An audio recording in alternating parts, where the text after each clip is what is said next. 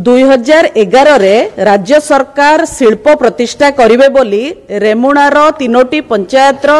चाषी मानक पाखरु 1099 एकर जमी हड़प करथिले एथिपई कहूचु कारण 8 वर्ष हैला परे भी से लोक माने 900 परिवार टंकाटिए भी क्षतिपूरण पाई नांती जेहेतु सरकार नोटिस लगैचंती से माने जमी बिक्री करि परनांती आ का पाखरे आउ सेठी शिल्प भी प्रतिष्ठा हैलानी युवक भी नियुक्ति पाइले नाही आउ लोक माने चिकित्सा अभाव रु एबे प्राण भी त्याग करबा को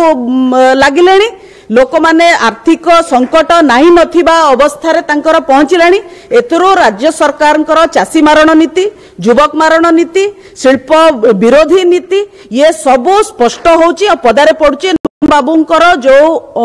ओडिया विरोधी मुखा आज लोकंक सामना रे पदारे पड़िछि